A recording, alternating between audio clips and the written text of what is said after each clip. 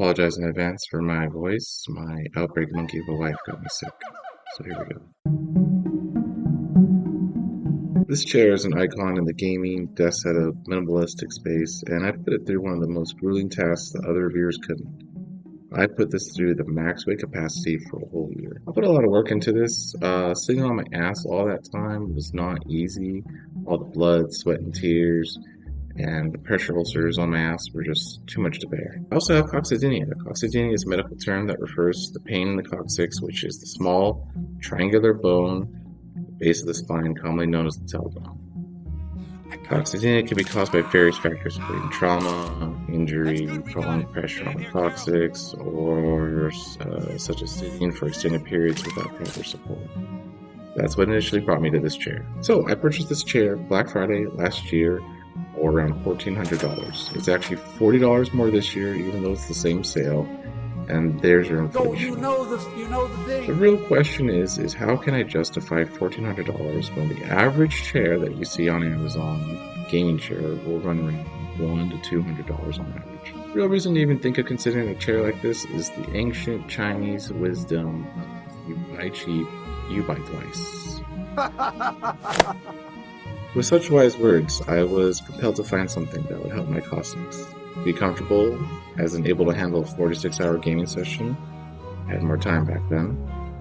Not need replacement in a year or two, and also not look like I'm going to race Don Toretto. After much research and influence from certified backyologists, I landed on the Herman gaming chair. So when this thing arrived, my impression of it was that it was solid, rock solid. You could use any piece of this chair and bludgeon a zombie to death, no problem. Okay, so at first sit, it actually didn't feel the best. It wasn't suited for me. You actually have to take this chair and do some fine tuning to get it to where it's comfortable for you. But once I toyed around with it, it actually felt great. Probably one of the best chairs I've sat in. Nothing felt flimsy on this chair at all. I feel like this chair is completely solid. The only thing I did swap out was just the wheels. I wasn't a big fan of the wheels. I put these rollerblade wheels on here so I could, race around the second floor, I guess. So the back support was surprisingly comfortable.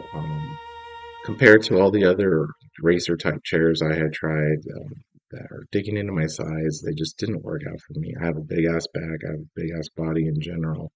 And if you are an average American, more than likely those chairs are going to fail you as well. The flex design allows me to find my spot of comfort easily. The material is cushioned properly and doesn't overheat in the slightest. Armrests are easy to adjust, and the big thing is they support me while I'm trying to get out of the chair. I can literally do like a dip on the chair. It doesn't take my full weight. It's no problem. But there's not many chairs I trust to do that, especially when you're as, husky as me. The seat depth is good. I just wish it went a little further. For my leg length in particular, I wish it came out just a bit further so I could release more pressure off of my back and put it onto my legs. I'm going to kind of go over some quick pros and cons. The chair is extremely durable. It's the toughest built I've ever seen. It's very comfortable, even for extended hours. I mean, usually when I'm playing or I'm sitting down, I'm probably there at least 3 hours at a time, and I don't really feel fatigued from sitting in it. One of the biggest pros is it actually holds up to its 300-pound weight capacity claim. I put this thing through the ringer, and there's not a single issue with it yet. This chair, after one whole year, shows no signs of wear and tear. Moving on to some of the cons or things I wish were different. Again, the seat. I wish the seat depth was just a little bit longer. That's just for me in particular. The expense of this chair is the only other real downside. $1,400 for a chair is just out of reach for your average bear, and I really do think they could produce this for less and cut their profit margin. But what do I know?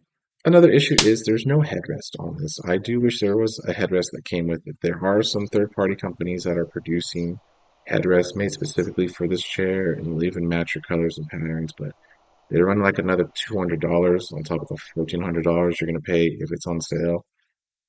They should just throw in the headrest for that price. My last con for this chair is the stock wheels. They're not carpet friendly and they're just okay. Considering how big I am, it's hard to find something durable and comfortable.